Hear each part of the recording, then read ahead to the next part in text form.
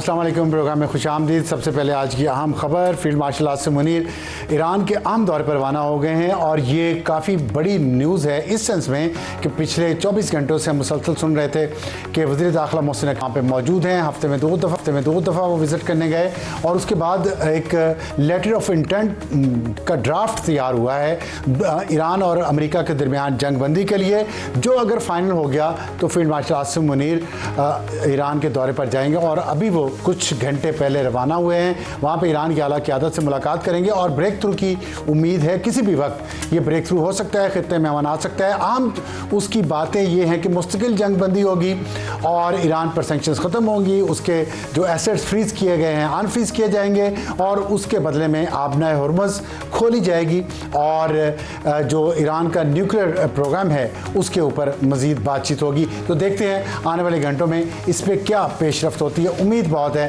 कि खित्ते में अमन आएगा और इस पर पाकिस्तान की कोशिशें हमेशा याद रखी जाएंगी। और शुरू करते हैं आज की टॉप स्टोरी। हमें ज्वाइन किया पाकिस्तान के वज़ीर दिफा। भाई साहब, खुश आमदीद प्रोग्राम में। सियासत से बात शुरू कर लेते हैं। PTI के साथ अब ज़ाहिर है हालात जिस तरह के पाकिस्तान के चल रहे हैं पिछले कुछ सालों से, मामलात इंडिया के साथ भी अफ़गानिस्तान के साथ भी ख़राब हैं और जो गल्फ़ की जंग है उसके बाद एक ये तासुर था कि शायद पाकिस्तान के अंदर हालात बेहतर किए जाएंगे, सियासी इस्तेहकाम लाया जाएगा, जिसमें PTI के साथ बातचीत होना बहुत ज़रूरी है। क्या वजह है कि हम ख़बरें सुनते हैं और आप लोग सियासी लोग भी हैं, आप लोगों ने कभी इस बात से इनकार भी नहीं किया बात करने से, फिर मामला तय क्यों नहीं हो रहा है PTI के साथ? बिस्मिल्लाहिर्रहमानिर्रहीम। आपने इब्तिदा में एक बड़ा पर्टिनेंट क्वेश्चन पूछा है।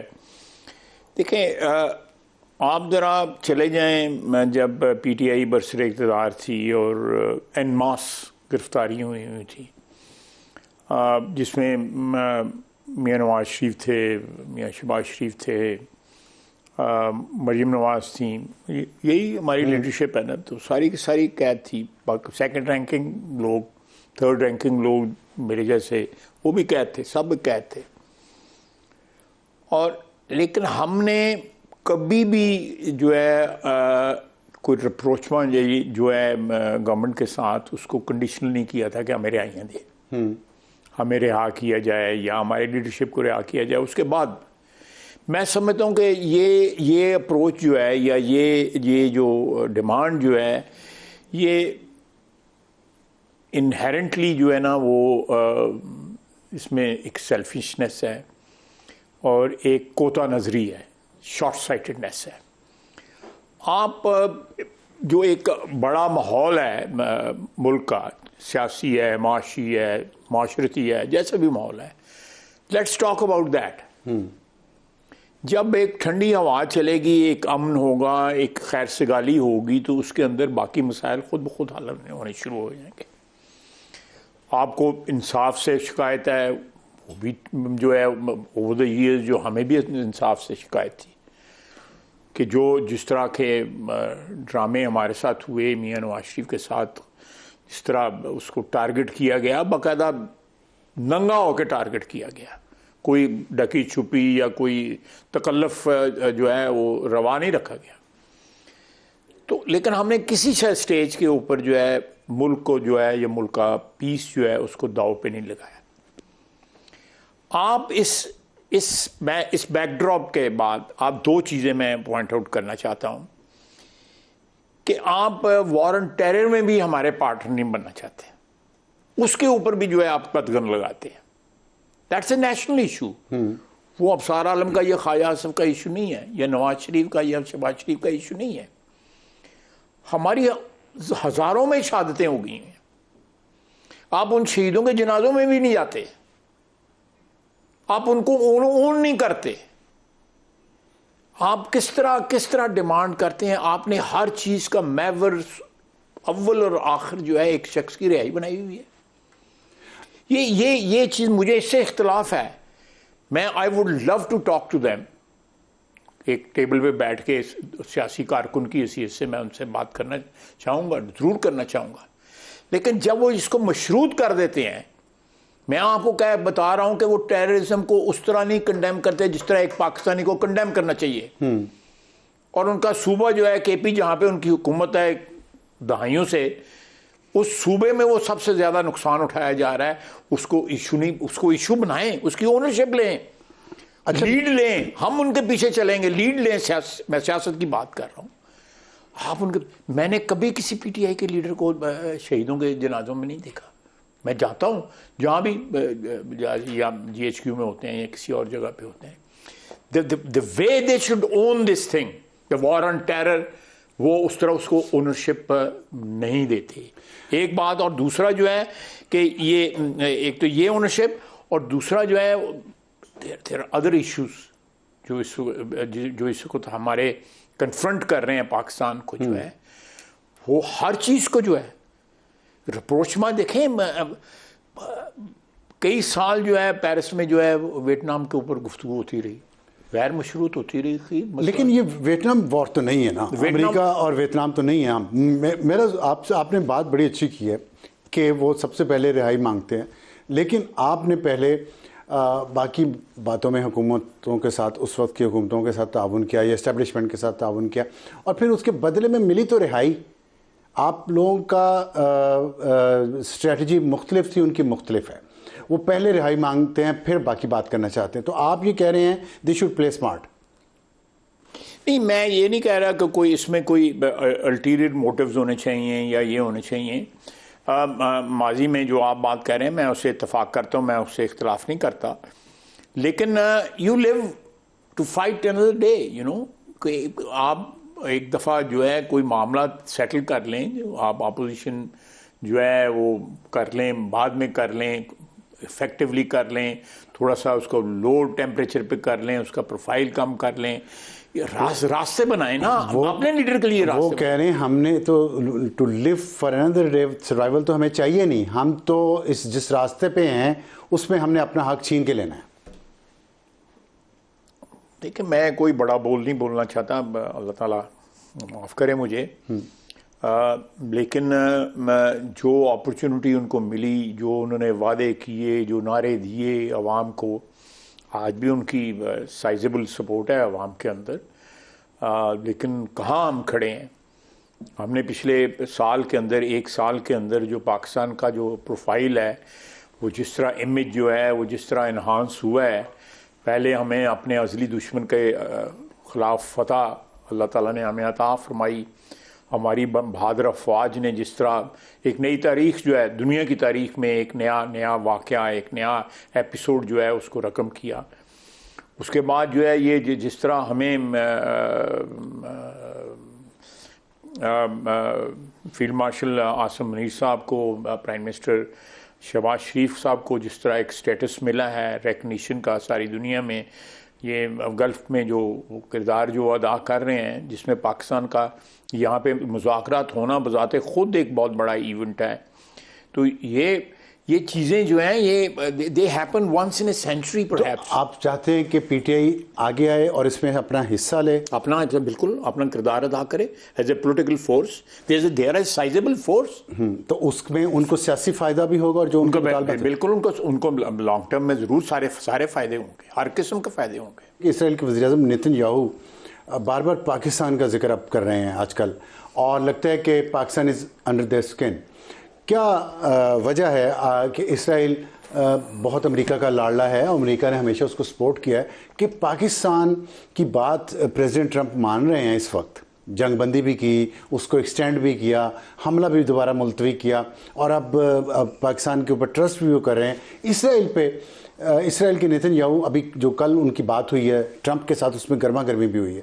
आप समझते पाकिस्तान की ये सफारती कामयाबी है और ये कायम रह सकेगी, या ये सिर्फ वन टाइम ट्रांजैक्शन है? क्योंकि मुझे आपके व्यूज़ पता है कि आप समझते हैं अमेरिका पाकिस्तान के साथ ट्रांजैक्शनल रिलेशनशिप रखता है, तारीख तो यही बताती है। तो अब आपके ख्याल में क्या है कि अभी भी ट्रांजैक्शन? देखिए, ये सारा जो आपने बात की है ना, उसके पीछे एक बहुत बड़ा एलिमेंट है कि अमेरिकन पब्लिक जो है ना, उसका ओपिनियन जो है ना वो प्रो इजराइल नहीं रहा, खासतौर पे यंग जनरेशन है। आप ममदानी के इलेक्शन को देख लें, 38% जो है यहूदी वोट जो है उसको पड़ा। ठीक, ख्वाजा साहब ये बताएं कि अब जो आपने बात की है ज़ायनिस्ट की, हम देखते हैं कि हमारे रीजन में ज़ायनिस्ट फुटप्रिंट आ रहा है इस तरह से कि इंडिया के प्राइम मिनिस्टर मोदी वहाँ पे थे इसराइल में जब जंग शुरू हुई उससे एक दिन पहले स्ट्रेटेजिक मुआहदा किया, और उसके साथ फिर अभी रिसेंटली कुछ दिन पहले उन्होंने यूएई का दौरा किया और उनके साथ भी कोई स्ट्रेटेजिक मुआहदा कर रहे हैं। आप समझते कि ये इस जंग के बाद जब ये जंग ख़त्म होती है, जो अल्लाह करे ख़त्म हो जाए, इस वक्त जो अमेरिका और ईरान की चल रही है, उसके बाद नई सफ़बंदी कोई होगी? मेरा नहीं ख्याल। मैं इंडिया और इजराइल की तो मैं कह सकता हूँ, लेकिन यूएई जो है ना, वो मेरा ख्याल है कि ये UAE will ultimately stay in the fold of Arab politics, you know, जो गल्फ की पॉलिटिक्स है, जिसमें सऊदी अरेबिया है, कतर है, कुवैत है, यूएई है। This is my assessment, you know, कि वो जो है अक्लमंद लोग हैं, दे आर वेरी, जिसको कहते हैं, हाँ, गलती से सीखना भी चाहिए। अक्लमंद लोग हैं। हमारा उनके साथ एक बड़ा मोहब्बत का बड़ा पुराना रिश्ता है। हमारे 23 लाख पाकिस्तानी वहाँ पे बैठा हुआ है। तो एक फीलिंग, मैं उधर 12-13 साल रहा हूँ, मैं बड़ा रिस्पेक्ट करता हूँ जो लोग इस बरसरे इक़्तिदार जो है, personally know them, they are pragmatic people, you know. ये अरब साइकी की एक खसूसियत है कि वो रियलिटीज़ को ज़रूर केटर फॉर करते हैं, जो भी रियलिटी हो।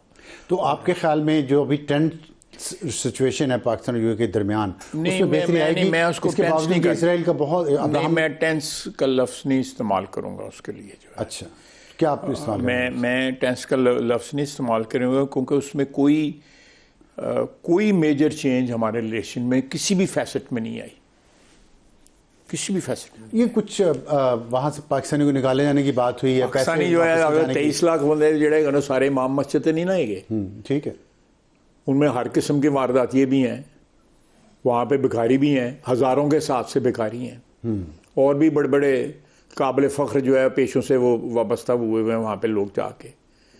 तो मैं एलेबरेट नहीं करना चाहता। तो अगर if they are being transported, तो वो उनका हक बनता है कि वो ऐसे लोगों को ट्रांसपोर्ट करें। वहाँ पे पाकिस्तानी जो है किसी भी ऐसे ऑब्जेक्शनेबल प्रोफेशन के साथ कभी वाबस्ता नहीं होते थे, लेकिन पिछले 10-12-15 साल से सबसे ज़्यादा प्रेजेंस पाकिस्तानियों की है। अच्छा, इन तमाम प्रोफेशंस में जो जिनके ऊपर उनको इतराज़ है, और वहाँ पे कोई डेपुटेशन नहीं हो रही।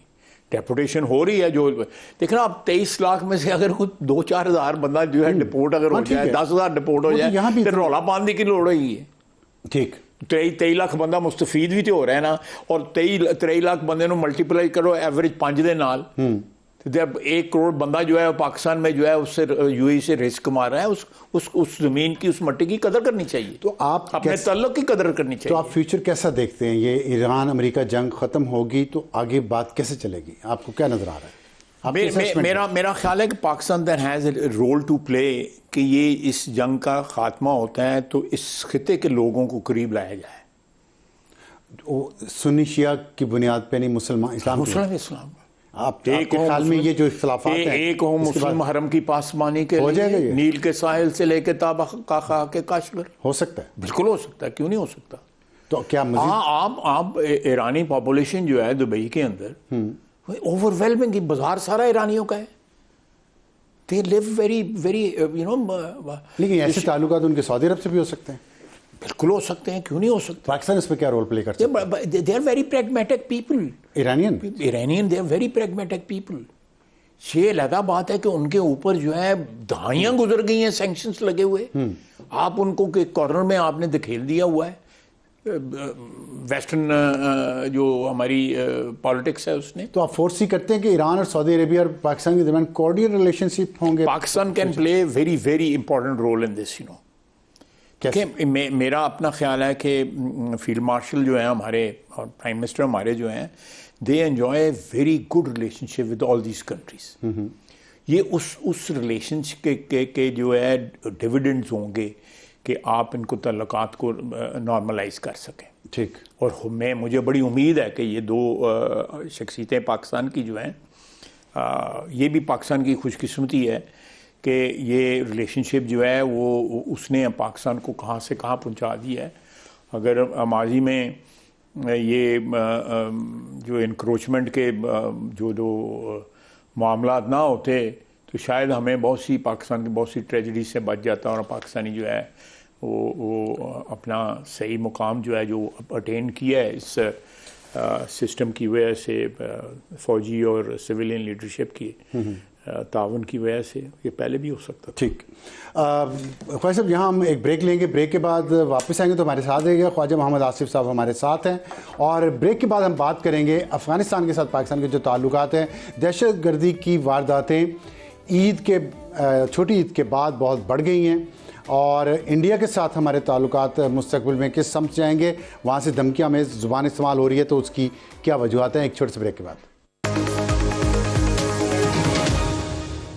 प्रोग्राम में दोबारा खुशामदीद। वक्त है हमारे आज के हॉट इशू का और ख्वाजा मोहम्मद आसिफ साहब हमारे साथ हैं। ख्वाजा साहब ये फरमाइएगा कि जो अफ़गानिस्तान के साथ अगर मैं आपको थोड़ा सा डेटा बता दूं, 2 महीने छोटी ईद पे जंग बंदी की थी पाकिस्तान ने ईद के एहतराम में, और तब से लेकर बड़ी ईद आ गई है। टोटल 79 पाकिस्तानी शहीद हो चुके हैं, 29 सिविलियन हैं और 50 सिक्योरिटी के अफराद हैं, जिसमें फ़ौज का भी है, पैरामिलिट्री भी है, पुलिस भी है। तो ये क्या हो रहा है कि हमने जंग बंदी की लेकिन उनकी तरफ से फिर बम धमाके, खुदकुश धमाके, गोलियां, कन्फ्यूजन हमारी तरफ? ये हमारी तरफ कन्फ्यूजन कोई नहीं है, कथित तौर पर कोई कन्फ्यूजन नहीं है, लेकिन मैं आपने जो बात की है उससे जो है मुझे एक तल्ख हकीकत को ज़रूर बयान करना पड़ता है कि हमने 70 की दहाई में कॉन्ड्यूट बने हम अमेरिका के, और हमने जो भी वहाँ पे सोवियत एनक्रोचमेंट थी उस ज़माने में 70 की और 80 की दहाई में, हम उसमें जो है हमने लीड ली उसको काउंटर करने की। This was a big mistake. मैं समझता हूँ कि हमारी 75-78 साल तारीख में इससे बड़ी कोई गलती जो है हमने नहीं की। उसने हमारे इंटरनल जो एक कल्चर था, जो ईथॉस था, उसको बर्बाद कर दिया।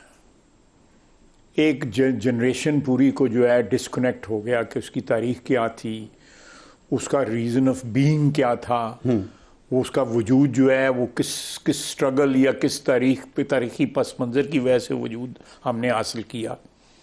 हमने अमेरिका के लिए जो कुछ किया और जो कुछ हमें उसके बाद 10-12-15 साल में जो कुछ हमें मिला, मैं समझता हूँ इट्स ए ट्रेजेडी जो पाकिस्तान के स्कूलों कॉलेजों में पढ़ाई जानी चाहिए, ताकि लोगों को पता लगे कि कहाँ कहाँ हमारे इंटरनली, मैं उनको क्यों ब्लेम करूँ, उन्होंने हमें इस्तेमाल किया, हम इस्तेमाल हुए। मैं अमेरिका को तो नहीं ब्लेम करता, मैं तो अपने आप को ब्लेम करता हूँ ना। तारीखी पस मंज़र हमारे पास था, शहादत थी तारीखी कि हमारे साथ धोखा हो सकता है, लेकिन हमने धोखा खाया। ठीक, क्योंकि उस वक़्त के हुक्मरान, चाहे वो 80 के अंदर हुक्मरानी थी या इस सदी के अवाइल में जो हुक्मरानी थी, वो दोनों हुक्मरान जो थे या हुक्मरानी करने वाले लोग जो थे वो अपने आप को परपेचुएट करने चाहते थे। उसके लिए हमने अपने सिलेबस बदल दिए, अपना कल्चर बदल दिया, अपनी प्रायोरिटीज़ बदल दी, तरजीहात जो है मुख्तलिफ हो गई। आप किताबें पढ़ें, जो किताबें मैंने पढ़ी हैं, जब 60 की दहाई में, 70 की दहाई में पाकिस्तान बड़ा खूबसूरत मुल्क था, तारीख भी हमारी करेक्ट थी। तो ये मेरा अपना ख्याल है कि इस सारे पस मंज़र में अगर आप कुछ समझें, और हमने उनकी मेहमान नवाजी की, 25-30-40 साल से मेहमान नवाजी करते हैं, अगर उसका अजर नहीं उन्होंने हमें दिया तो हम आज क्या उनसे क्या कहते हैं लफ्ज़ इस्तेमाल कर दे, अब यू नो के किस तरह उम्मीद रख सकते हैं, एक्सपेक्ट नहीं कर सकते। सकते। अच्छा, ये आपने बड़ी मज़ेदार बात की, यूएस कॉन्डक्ट की बात की आपने, 70 की दहाई और इस सदी के शुरू की दहाई। अभी भी लोगों के जहनों में ये सवाल आ रहा है कि उन 2 दफ़ा हमने उन अमेरिका की जंग का हिस्सा बने और इस दफ़ा हम जंग का हिस्सा नहीं बने। हमारा रोल फ़र्क है, मैं ये बुनियादी फ़र्क है। ये जानना चाहता हूँ कि लोगों के जहनों में ये सवाल है, क्या हम फिर इस्तेमाल हो जाएंगे इस दफ़ा या नहीं? देखें, हम उनका हिस्सा नहीं बने। हमारी स्टेक्स जो हैं वो इस रीजन के हवाले से हैं। ठीक है, इस रीजन के हवाले से हमारा रोल वहाँ तब से अब कैसे फ़र्क है? बहुत फ़र्क है। देखें, उसका फ़र्क ये है कि अगर सोवियत यूनियन वहाँ पे आ गया तो सानू की कह रहे ऐसी हो, ठीक, तो ऑलरेडी देवर देयर, वो तो 70 की अवाइल से वहाँ पे पे बैठे थे, हुए ठीक थे, है। सड़कें बनाई हुई थी। मैं 72 में गया हूँ, 73 में गया हूँ, 74 में, 3-4 साल मैं वहाँ पे जाता रहा। उन्हें बड़ी बड़ी खूबसूरत सड़कें बनाई हुई थी, you could see them roaming around. उनका एक इन्फ्लुएंस था, पोस्ट जाहिर शाह, ठीक है, मैं बात कर रहा हूँ, ठीक है। तो उनका एक इन्फ्लुएंस था। There was no threat to us. तो अब जो है हम, लेकिन उसमें हम हिस्सा बन गए, उसका हम हिस्सा बन गए। हमने लड़ी वो जंग। और मिला क्या हमें? और लाखों के हिसाब से 40-50 लाख बंदा जो है अफगानिस्तान से उठ के पाकिस्तान के सॉइल पे आ गया। और वो सॉइल पे आ गया, आप कह सकते हो कि वो हमारे साथ लॉयल थे, ये लॉयल हैं, ये लॉयल होंगे?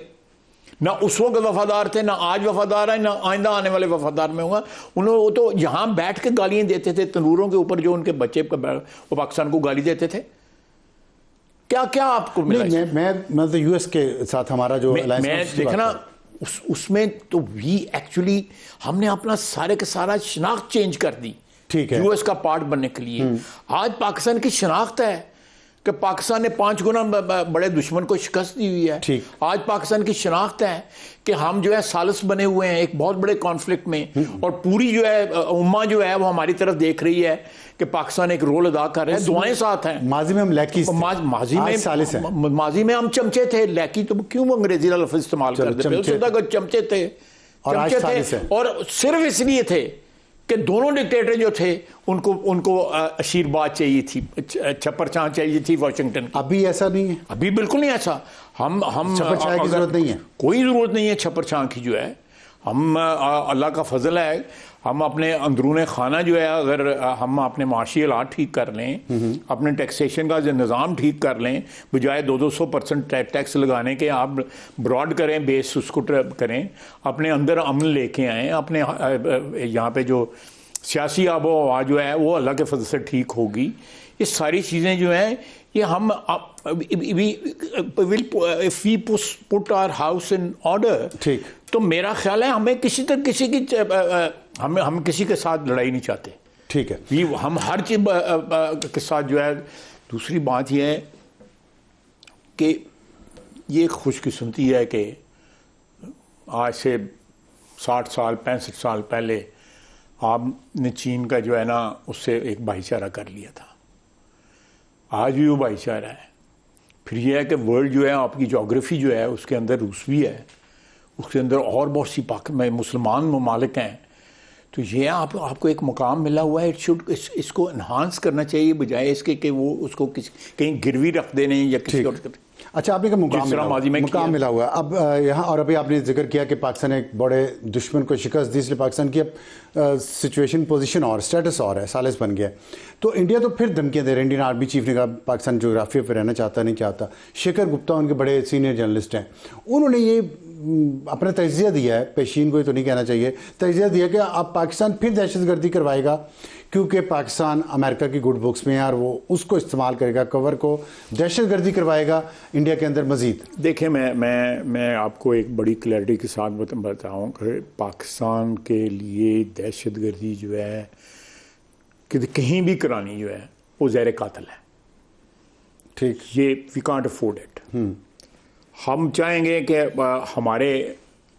हमारे साथ जो है कोई अगर खुशगवार तल्लुकात रखना चाहते हैं तो हम वो 1 कदम बढ़ाएगा, हम 2 कदम बढ़ाएंगे।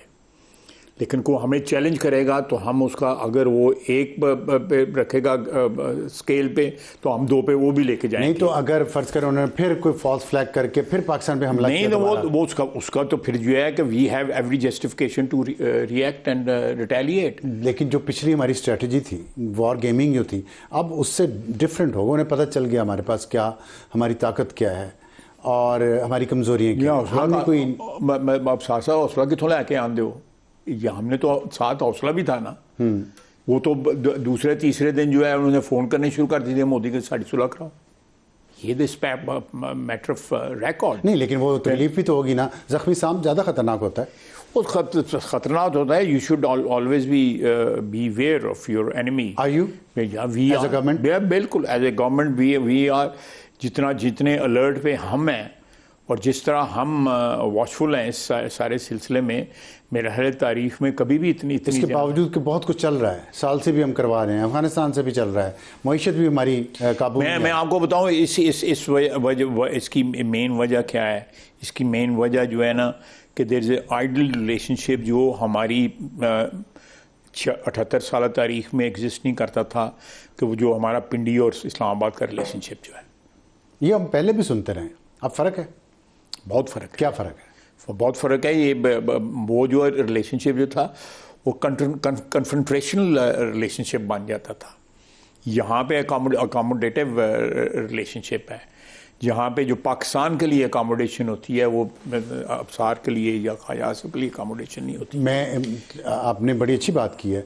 ये अकोमोडेशन पाकिस्तान पीपल्स पार्टी और तहरीक PMLN के दरमियान तो है, इसमें PTI के साथ क्या कोई ईगो प्रॉब्लम है, या आप समझते हैं कि वो अगर उसके पिंडी के साथ मामला ठीक हो गए तो आपका जो अलायंस है, हुकूमत में जो लोग हैं, उनको नुकसान पहुंचेगा, उनकी सियासत को नुकसान नहीं? मैं देखें, अगर वो सियासत जो है सियासत समझ के PTI करे तो हमें तो कोई उनसे प्रॉब्लम नहीं है। अगर वो समझते हैं कि अव्वल और आखिर जो है सियासत का जो महवर है वो उनका लीडर है, तो ये तो इंसान तो आते जाते रहते हैं, रहना तो पाकिस्तान। क्या आपका मतलब माइनस से इमरान? हाँ नहीं, मैं मैं कौन होता हूँ माइनस करने वाला, लेकिन जो है जो जितने तक वो प्लस है वो उसके के लिए जो भी स्ट्रगल करनी है उसको मशरूत तो ना करें ना बाकी तमाम मुल्की मामलात के साथ। जो है वो जब मशरूत कर देते, नथी कर देते हैं, तो जो उनके हाथ में जो उनको मिल भी सकता है, जस्टिफाइबली मिल सकता है, वो भी फिर नहीं मिलता। फिर एक वो हो जाती है ना, कन्फ्रंटेशनल सिचुएशन अराइज हो जाती है। जो आप बात करें ये उनको आप एक सियासी वर्कर के तौर पे कह रहे हैं, ये सियासी ट्रैप है उनके लिए? नहीं, मैं तो उनको एक सियासी वर्कर के लिए, एक person who has spent almost 36 years in politics, इसने बड़े उतार चढ़ाव 90 की दहाई के, उसके बाद की दहाई के, फिर उसके बाद की दहाई पर चौथी दहाई है। मैं एक एक्सपीरियंस की बात कर रहा हूँ। तो ये इस तरह जो है जो रास्ता उन्होंने अपनाया हुआ है उसका उनको भी नुकसान है, मुल्क को भी नुकसान है, एक कलेक्टिव नुकसान हो सकता है उससे। ठीक, ख्वाजा साहब यहाँ हम एक ब्रेक लेंगे, ब्रेक के बाद वापस आएंगे तो हमारे साथ रहेगा ख्वाजा मोहम्मद आसिफ साहब हमारे साथ हैं। प्रोग्राम में दोबारा खुशामदीद। अच्छा, मैं थोड़ा सा डाइवर्स करूँगा, जो हम थोड़ा सा बात दूसरी है। एक आपने शनाख्त की बात की कि हमने शनाख्त बदल दी अपने सिलेबस में जब पिछले अदवार में जो कुछ हुआ, तो शनाख्त से मुझे याद आया कि आप एक इजलास में बैठे हुए थे 2 दिन पहले लाहौर में, जिसमें जो लाहौर की सड़कें हैं, लाहौर के महल्ले हैं, उनके पुराने नाम रिस्टोर किए जाने की बात हुई। और इंडिया में और दुनिया में भी इसको बड़ा अप्रिशिएट किया जा रहा है कि पाकिस्तान एक मैच्योर कौम के तौर पे सामने आ रहा है, इसके बावजूद कि हमारा माजी में बहुत हम एक्सट्रीम साइड पे भी रहे हैं, और इंडिया को भी, बल्कि इंडिया के लोग ताना दे रहे हैं कि आप किधर जा रहे हैं और पाकिस्तान देखें किधर जा रहे हैं। ये शनाख्त जो रिस्टोर करने की आपने बात की है, ये लॉन्ग टर्म है, क्योंकि इस पर भी तनकीद, पाकिस्तान के अंदर से भी तनकीद भी हो रही है कि जी आपने इस्लामी नामों को तब्दील करके तो वो दूसरे नाम ला रहे हैं। तो इसको क्या इसके पीछे फ़िलासफ़ी है जो आप लोगों ने ये नाम चेंज किए, शनाख्त को, कल्चर को आप रिवाइव करने की ये इसके लिए टाइम चाहिए। इस बहस के लिए जो है, ये इसके ऊपर जो मेरी सोच जो है, मेरी जो सोच जो है थोड़ी सी आम आदमी या को जो नाजरीन समझेंगे कि इट्स टू रेडिकल। लेकिन मैं जब तारीख पढ़ता था तो उसमें अशोका भी था, उसमें चंद्रगुप्त मौर्य भी था, बिल्कुल, उसमें कनिष्क भी था, उसमें जो है वो मुझे जैन मत और बुद्ध मत और इनकी तारीख भी पढ़ाई जाती थी। तो मैं कोई ग्रीक्स भी थे, उसमें ग्रीक्स भी थे, और मैं कोई गौरी, फिर सारे मुगल सब हैं, अंग्रेज हैं। मैं कोई कम पाकिस्तानी तो नहीं हूँ, अल्लाह का फजल है। मैं I am very proud Pakistani. मैं अपनी हेरिटेज के ऊपर बड़ा फख्र करता हूँ। लेकिन जब उसको आप, मैं सजेस्ट करूँगा आप वो किताब पढ़ें, यू विल बी शॉक्ड। ये के अजीज़ की किताब है द मर्डर ऑफ हिस्ट्री। आप वो लिखने वाले जो हैं उनको तो कौमी मुजरम हैं जिन्होंने किताबें लिखी हुई हैं पिछले 20-25-30 साल में, टेक्स्ट बुक्स जो है अप्रूव की हुई हैं, जो पढ़े लिखे लोगों ने, कोई ऑक्सफोर्ड का पढ़ा है, कोई कैम्ब्रिज का, कोई कहाँ का पढ़ा हुआ है, you know, because people wanted कि अमेरिका की हमने जंग लड़नी है तो हमारी जो जनीयत जो है वो ठीक नहीं है, हम जनीयत भी जो है कौम की उस तरह कर दें। मैंने जो नाम लिए हैं आज का स्टूडेंट उनको जानता भी नहीं है। मैं 8th क्लास में ये किए थे। और दूसरा ये है कि फैक्चुअल हिस्ट्री पढ़े। आप देखें कि महमूद गजनवी जब वहाँ से आता था, जो 17 हमले उसने यहाँ बड़े फ़ख्र से 17 हमले, 17, वो सारे रास्ते में मुसलमानों का कत्लेआम करता आता था जो उसको सूट नहीं करते थे। आप कोई डायनेस्टी सोचते हैं जिसका सिर्फ एक ही हुक्मरान हो, ना होता आगा ना होता पीछा, बच्चे उसके जो है अल्टीमेटली आके लाहौर में रहे। हाँ ऐसे ही है। तो ये एनालिटिकल होना चाहिए, हिस्टोरिकल पर्सपेक्टिव से एनालिटिकल होनी चाहिए कि अगर आप आज माजी हाल को जो है तलाश करना चाहते हैं कहीं पे, या उसमें कुछ शनाख्त करना चाहते हैं, तो आप उस माजी में जाके शनाख्त करें, डिनाई ना करें कि यहाँ पे डरना नहीं चाहिए। हाँ, यहाँ पे फलां बंदा रहता था, डिनाई कर दो। नहीं यानी यहाँ पे आधी आबादी जो है कहते हैं उतों सऊदी अरेबिया तो आए थे, ये ईरान तो आए थे, आधी आबादी पाकिस्तान दी है कहती है सारे बंदे ने नाल जड़ा है। मैं गाना पहन दिया मेरे चार हमारे यहाँ बहुत है सर। तो खास तौर पर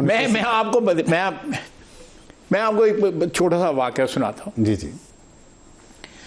शाह हमदान एक बुजुर्ग थे, वो ताजिकिस्तान से पैदल आए, गिलगित के रास्ते वो कश्मीर पहुंचे। वो यहाँ पे कुछ 30 साल रहे। उन्होंने इस्लाम सारा जो है कश्मीर के अंदर जो है ना वो उन्होंने लाया, कश्मीर में ही रहे और उधर से ही वापस चले गए। कश्मीरी जो है यानी मेरे आबाओ अजदाद जो थे जो हिंदुओं से मुसलमान हुए, और बहुत से कश्मीरियों के, मैं और मियाँ नवाज शरीफ ताजिकिस्तान जा रहे थे, तो मैं मियाँ साहब को ये स्टोरी सुनाई। तो उन्होंने कहाँ दफन है? मैं कहा ताजिकिस्तान में दफन है। उन्होंने फ़ोन किया उधर कैपिटल में दुशंबे में। उन्होंने कहा जी कि मैं थोड़ा सा लेट हो जाऊँगा, तो बंदोबस्त किया जाए, मैं उनके मज़ार पे जाके हाज़िरी देना चाहता हूँ, जिन्होंने कश्मीरी हिंदुओं को मुसलमान किया। हम गए, हमको आधा पौना घंटा वहाँ पे बैठे रहे। वहाँ पे इकबाल की शायरी भी लिखी हुई थी पर्शियन की। अच्छा। तो एक आइडेंटिटी है ना, जाहिर है, उसको ओन किया ना हमने, मैंने भी और नवाज शरीफ ने, हम दोनों ने ओन किया कि भाई हम हिंदू थे। तो ये तो नहीं कि हमें कहते हैं जी मोहम्मद कासिम ने हमें मुसलमान किया। मोहम्मद कासिम एक सियासी लोग थे, वो आजाद भी नहीं हो सका बजीता है। वो आया, अच्छी स्टोरी बनाती थी, नसीम मुजाहिदी ने जो स्टोरी बनाती थी, ये को एक थी खातून थी, उसने पुकारा और उसने कहा मैं आ रहा हूँ। ये डोंट इसको ड्रामेटाइज ना करें। ठीक, तारीख जो है डिस्पैशनेट, लेकिन रियासत मैं आपको ड्रामे चलते रहे, डिस्पैशनेटली जो है ना तारीख को पढ़ना चाहिए। सही कह रहे हैं। अगर तारीख को पैशनेटली पढ़ेंगे तो आप उसमें से जो कंजक्चर जो है उसमें से जो नतीजा जो है ना वो सही नहीं निकाल सकते। अगर 28वीं तरमीम के तहत एजुकेशन वफाक के पास वापस आ गई तो क्या आप हकायक पर मबनी मुताला देखिए, हमने पिछली 27वीं तारीख में जो है तरमीम में जो है हम ये रखना चाहते थे कि सिलेबस जो है एक यूनिफॉर्म सिलेबस हो, और वो असली हकायक पर बाकायदा जो भी अगर आप पढ़े लिखे हैं तो आपको भी दिखाई जाए कि भाई ये चीज़ तुम वेरीफाई कर सकते हो कि नहीं कर सकते। इस किस्म की we have to overhaul our educational system, our financial system, our political system. We have lived for too long in a situation or in a time जिसका हमें खुद इदराक नहीं। हमें खुद नहीं इदराक। आप हुकूमत हैं, आप मैं तो रौली बात सकना, आज बैठ के पा रहे हैं ना। आप बहुत अहम वजीर हैं, काबीना के बहुत अहम मेंबर हैं, आपका जो रूलिंग पार्टी है। मैं ये नहीं कह करा सका अभी तक ये कि ये परमानेंटली जो है 8 बजे मार्केट बंद करो, नहीं, लेकिन अब हो तो देखे ना कि बिजली की किल्लत है आपको, कई सूबे जो है गालियां दे रहे हैं कि हमारे इधर लोड शेडिंग हो रही है। ठीक है। हम वो 8 बजे वो दुकाना 2 बजे खोल देने। हसन ये बेबसी क्यों? बेबसी। फिर हम किससे उम्मीद लगाएं? मैं अभी शेर पढ़ के आया हूँ कहीं पे, 1000 मसले शुमार करते हैं, फिर एक दर्द दिल इख्तियार करते हैं। चलें इसी शेर पे आज के प्रोग्राम का इख्तिताम करते हैं। बहुत शुक्रिया, आपसे बहुत बातें हुई, और भी कुछ करने को दिल कर रहा था, लेकिन अगली बार मारो तो मैं आ जाऊंगा। जी जरूर। बहुत शुक्रिया। ख्वाजा मोहम्मद आसिफ साहब से बात कर रहे थे। आपने सोचा देखा होगा कितने इश्यूज पे बात हुई, कुछ रह गए हैं और कुछ सवालों के उन्होंने जवाब जो दिए हैं वो दिल से दिए हैं, चाहे हमें पसंद आए या ना आए। तो आज के लिए इतना ही। इंशाल्लाह फिर आपसे मुलाकात होगी कल। तब तक के लिए खुदा हाफिज़ एंड गुड नाइट।